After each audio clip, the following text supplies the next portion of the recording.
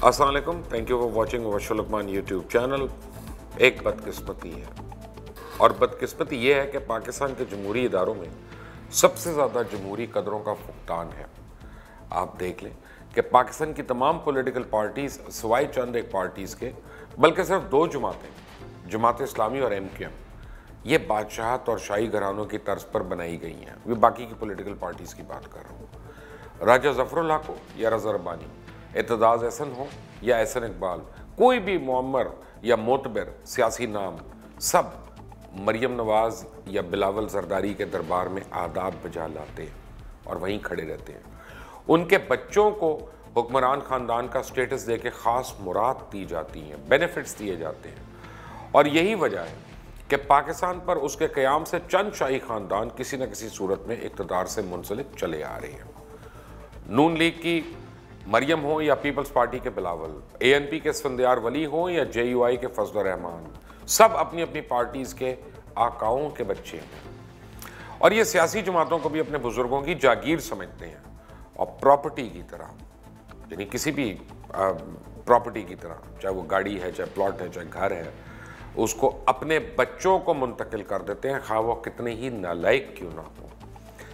सियासी विरासत का मफहूम तो यह है कि एक सियासी ख़ानदान या सियासी विरासत एक ऐसी फैमिली जिसके ख़ानदान के बेशतर लोग इंतखाबी सियासत का हिस्सा हों, और ये खूनी रिश्ते हो सकते हैं, ये शादियों के ज़रिए रिश्तेदार हैं, और इसमें अक्सर नस्ल दर नस्ल सिलसिला भी शामिल होता है। मरूसी सियासत की एक मिसाल इस तरह मैं दे सकता हूँ कि भुट्टो ख़ानदान से जुल्फ़िकार अली भुट्टो, बल्कि उससे पहले सर शाहनवाज़ भुट्टो, जुल्फ़िकार अली भुट्टो, मुमताज़ भुट्टो, बेनज़ीर भुट्टो, अमीर बख्श भुट्टो, नुसरत भुट्टो, गनवा भुट्टो, बिलावल भुट्टो, सब सियासत में अब पीपल्स पार्टी की भाग दौड़ अब तीसरी नस्ल को मुंतकिल हो चुकी है। जरदारी फैमिली से हाकिम अली जरदारी, आसिफ अली जरदारी, फरियाल तालपुर, अजरा पीचो, मंसूर तालपुर, मुनव्वर तालपुर, सब पार्लियामेंट का हिस्सा और कुछ अब भी हैं।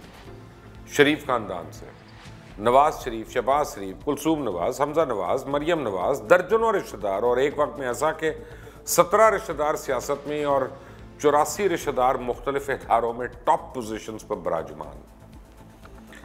तहरीक इंसाफ के बानी मौरूसी सियासत से तो आज़ाद हैं, मगर उनकी पार्टी में मौरूसी सियासत करने वालों की कमी नहीं है। परवेज़ खटक वफाकी वज़ीर है, उनके भाई लियाकत खटक सूबाई वज़ीर हैं। परवेज़ खटक के कम से कम 5 रिश्तेदार वफाकी और सूबाई असम्बली के मेंबर हैं। बेटा इब्राहिम, दमाद इमरान, साली नफीसा, इनायतुल्लाह खटक, भांजी साजिदा बेगम, जबकि 2 और रिश्तेदार नौशहरा में तहसील और डिस्ट्रिक्ट नाज़िम थे। ANP से अब्दुल गफ़ार बादशाह के बाद वली खान, बेगम नसीम वली खान, इस्फंदियार वली, अमीर हैदर खूती। JUI में मौलाना मुफ्ती महमूद के बाद उनके बेटे मौलाना फजल रहमान, मौलाना ताउर रहमान, मौलाना लुत्फ़ुर रहमान, मौलाना उबैदुर रहमान। JUI सीन में समीउल हक के बाद अब उनके साहबजादे आ गए, उससे पहले उनके वालिद थे मौलाना अब्दुल हक। यूसुफ रज़ा गिलानी के भाई और तीनों बेटे इलेक्शन लड़ते हैं। मगजी, लगारी ख़ानदान, कुरैशी ख़ानदान, अचकज़ई, चीमा, राना, खोसा, मज़ारी, नून, राजा ख़ानदान, जतोई, मेर, दरेशक, खर, मखदूमों समेत चंद दीगर ऐसे ख़ानदान हैं जो नस्ल दर नस्ल पार्लियामेंट में हुक्मरानी करते चले आ रहे हैं।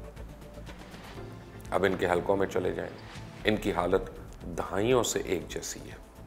यानी अवाम की हालत नहीं बदली, मगर इन ख़ानदानों की हालत इस हद तक बदल चुकी है कि वो हम पहचान भी नहीं सकते। अवाम उसी तरह भूखी नंगी है जैसे पहले थी, अवाम के कोई हकूक़ नहीं, मगर इन ख़ानदानों के वारे न्यारे हो चुके हैं। उनको जेल में भी एयर कंडीशनर मिलता है, और ये सब ख़ानदान बादशाह ना होते हुए भी अपने अपने इलाकों में बादशाहत और नवाबों की तरह ही हुकूमत करते हैं। कहने को ये सब अवामी नुमाइंदे हैं, मगर ये वो लोग हैं जो अपने अपने इलाकों में अवाम के मालिक हैं, हुक्मरान हैं। उनके हुक्म के बगैर उनके इलाकों में परिंदा पर नहीं मार सकता। इनके बच्चों का खाना खा खा कर पेट नहीं भरता, लेकिन अवाम के बच्चे भूखे मरते हैं। इनके बच्चे दुनिया के आला तरीन स्कूल्स में, कॉलेजेस में, यूनिवर्सिटीज़ में पढ़ते हैं, लेकिन अवाम के बच्चों को स्कूलों में उनके माल मवेशी बंधे होते हैं। ये इस मुल्क के किसी अस्पताल या डॉक्टर से इलाज करवाना पसंद भी नहीं करते, जबकि अवाम को डॉक्टर तक मुयसर नहीं होता। ये तमाम ख़ानदान स्विट्ज़रलैंड से इंपोर्ट किया हुआ पानी पीते हैं, जबकि इनके अपने इलाकों में अवाम और जानवर एक ही जौहर से पानी पीने पर मजबूर होते हैं। इनकी असलियत यह है कि आप मुल्क की दो बड़ी सियासी बादशाहतों को उठाकर देख लें, शरीफ ख़ानदान और भुट्टो ख़ानदान, और अगर इनकी तारीख पर नज़र दौड़ाएं तो दोनों ने अपने इब्तदाई सालों में फ़ौजी आमरों की ग़ुलामी करके उनके मफादात का तहफ़्फ़ुज़ किया ताकि ख़ुद सियासी अरूज हासिल कर सके। और इसके बाद दोनों सियासी जमातों ने अपने आकाओं से लड़ाई करके अपनी सियासत का आगाज़ किया।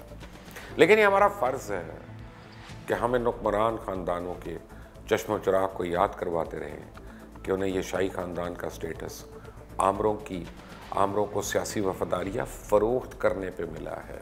नून लीग में नवाज़ शरीफ, मरीम नवाज़ और पीपल्स पार्टी में सारी ताकत का महवर आसिफ अली जरदारी और बिलावल भुट्टो और फरियाल तालपुर। कौमी और सूबाई असम्बलीज़ के मेंबर हर वक्त बिला चूं चुरा पार्टी के हेड के अहकामात बजा लाने के लिए तैयार होते हैं, जो ना हो वो हट जाते हैं या हटा दिए जाते हैं। कहा जाता है सब्र करें, जमहूरियत खुद अपना रास्ता निकालती है, सिस्टम चलने दें। मगर किसी भी जमात में जमहूरियत तो है ही नहीं। हमारे मुआशरे का मेयार भी दोहरा है। जब नवाज शरीफ का झूठ पकड़ा जाए तो बॉसों ने कहा हर कोई झूठ बोलता है, तो नवाज शरीफ को क्यों पकड़ा गया? अगर आसिफ जरदारी की करप्शन की निशानदेही की जाए तो कहते हैं पहले दूसरे करप्ट लोगों को क्यों नहीं पकड़ा जाता, इनको क्यों पकड़ रहे हो? अजीब मजाक हो रहा है इस मुल्क के साथ। और अभी भी लगता यह है कि दोहरा मेयार है, दोहरा कानून है कि खुर्शीद शाह जैसा आदमी जब उसको नैब पकड़ती है तो उसी दिन उसी रात को वो हस्पताल में शिफ्ट हो जाते हैं, जहाँ उनको एयर कंडीशनर, नॉर्मल बेड, कमरा, सिटिंग रूम, सब कुछ उनको मुहैया कर दिया जाता है। लेकिन अगर उसकी जगह कोई फत्तू नथू खतू वो पकड़ा जाए तो पहले वो पुलिस थाने में चित्र खाता है 2-3 दिन, उसके बाद जेल में जाके वो जलील और रुस्वा होता है, फिर उसको अपने बेल भी करा ले तो बड़ी बात है, और निकल आए तो फिर उसके रोप कार नहीं आती, कुछ नहीं आता, मज़ीद 2 दिन लग जाते हैं, उसमें भी उसको पैसे दे कर निकलना पड़ता है। मुझे अक्सर लोग पूछते हैं कि इमरान खान की क्या ख़ास बात है। मैं कहता हूँ कोई ख़ास बात नहीं। इमरान खान की सबसे आम बात यह है कि वो एक आम आदमी है। इमरान खान कोई वडेरा नहीं है, इमरान खान कोई जागीरदार नहीं है, इमरान खान कोई इंडस्ट्रियलिस्ट नहीं है, इमरान खान कोई मनी लॉन्ड्रर नहीं है, इमरान खान कोई होल्डर नहीं है। इमरान खान की ज़िंदगी एक खुली किताब है जो हर एक के सामने, हम उसे एग्री कर सकते हैं, हम उसे डिसएग्री कर सकते हैं। मैं उसकी सियासत पे बात नहीं कर रहा, लेकिन 5 साल तो पीटीआई ने हुकूमत की, पहले केपीके में। वहाँ पे इमरान खान का कोई प्लॉट नहीं, कोई पेट्रोल पंप नहीं, कोई सिनेमा नहीं, कोई दुकान नहीं, कोई जागीर नहीं, कोई उसकी इंडस्ट्री नहीं, कोई उसका परमिट नहीं, कोई उसकी ज़ाती शुगर मिल नहीं, कोई उसकी घी मिल नहीं, कोई उसकी माचिस फैक्ट्री नहीं, कोई उसके पास माइंस नहीं।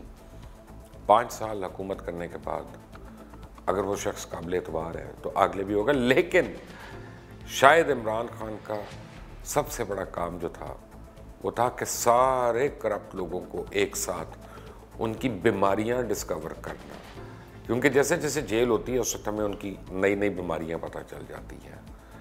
और देखें अल्लाह ताला ने इज़्ज़त देनी होती है। जिस तरह यूनाइटेड नेशंस की तकरीर हुई तो जिस तरह पाकिस्तान में इमरान खान ने अपोजिशन के नैरेटिव को, यानी आज की जो अपोजिशन उसके नैरेटिव को तहस नहस किया, उस तरह वहाँ इंडिया के नैरेटिव को भी उसने एक स्पीच में तहस नहस कर दिया। अब हम उसके बाद उसको कितना कैश कर सकते हैं उस स्पीच को, ये हमारे ऊपर डिपेंड करता है। लेकिन शुरुआत हो गई है। अल्लाह ताला इस मुल्क को इंशाल्लाह आगे भी आसानियाँ करेगा। अब वक्त आ गया है कि इस मुल्क का निज़ाम बदला जाए। वक्त आ गया है कि शाही ख़ानदानों को निशानदेही करके उनको साइड पे किया जाए और आम आदमी जो है, आम आवाम जो है, वो अपनी किस्मत का खुद फैसला करें। और आप अब ये सोच लें कि आपके वोट की कितनी अहमियत है। आपने एक दफ़ा वोट दिया और कितने जेलों में चले गए। आपने एक दफ़ा वोट दिया और कितने लोगों की पता नहीं कितनी बीमारियां निकल आईं कि क्या क्या उनको खौफनाक बीमारी है ताकि जेल ना उनको जाना पड़े। अब जब आप दूसरी बार से ही वोट देंगे तो फिर आप इनकी नस्लों को दफन कर देंगे और वो टाइम होगा इस मुल्क की तरक्की का पहला दिन। सब्सक्राइब करना मत भूलें, बेल आइकॉन को क्लिक करना मत भूलें। Until the next time, Allah Hafiz.